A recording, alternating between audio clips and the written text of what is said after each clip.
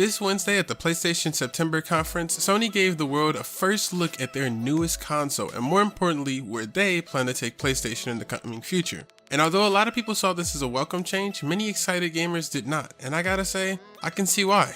What's going on guys, my name is Chris, this is NCG Gaming, and let's talk about the PS4 Pro. So we'll start off by saying that the PS4 Pro is an upgraded version of the standard PS4 boasting 2 times the GPU power and storage, allowing for gaming in 4K resolution and facilitating a more efficient and comfortable VR gaming experience. All this comes at a package price of $400, $100 more than the regular price PS4 currently is, and the new slim version will be. So that's pretty much the PS4 Pro. Now let's get to the many issues the gaming community has regarding it. So to start off, I've heard a lot of people say they're just not interested in getting a new console, and there's really no argument there. Look, if you're not interested in getting a new console, you're just not interested. It's no different from the guy that calls trying to sell you a newspaper or the girl selling cookies down the street. If you're not interested, then you're just not interested.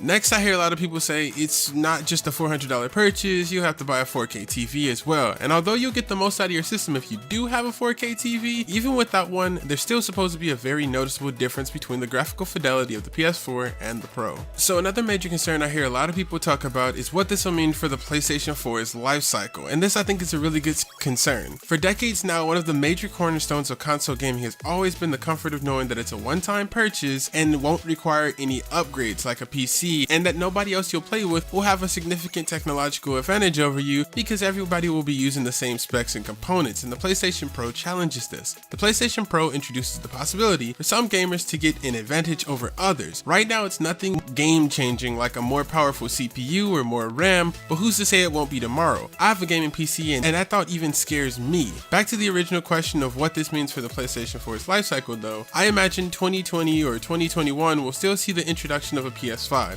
As for what player base will still be there to receive it, who knows? We'll see. Although it's scary to think of a Microsoft-led console gaming market, I gotta say I'm excited to see how the gaming community holds together in the upcoming years, and here's why.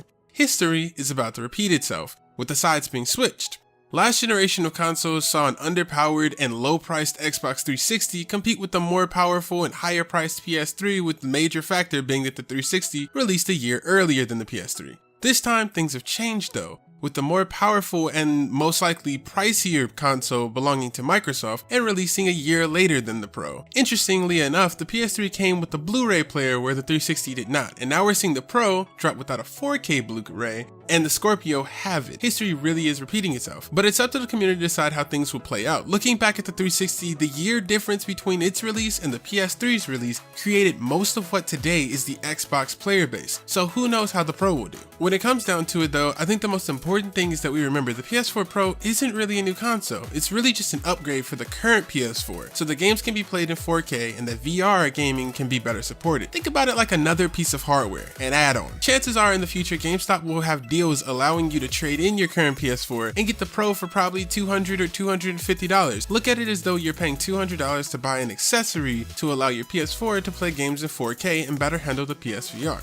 As for me, I most likely will get a PS4 Pro. Not day one, but eventually. And for the first time in my entire life, I have to say I'm pretty interested in getting an Xbox too, and might even get one. Because I really do plan to embrace the console VR experience, and to that end, I'll try out the Pro or the Scorpio or whatever. I think that's the outlook we should all have though. The Pro is targeted at people looking to get the 4K or the VR experience, and if these things aren't of interest to you, then I don't think the Pro should be of a concern, but those are just my thoughts. Also, I'll address the elephant in the room. The elephant of course being the Pro. That thing is so ugly. It looks like it could fold out into a game of battleships. Looks like you could have some toast cooking out the back.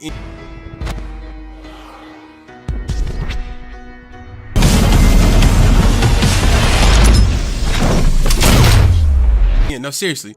I heard it takes a few years for design teams to come up with a working model for a console. And I see why. Seriously, who thought this was a good idea? Looks like the old PS4 ate too much Wendy's and grew a third chin. But if you agree with any of my points, or even if you disagreed, be sure to let me know in the comments. Thank you so much for watching, and in parting, stay safe and take it easy.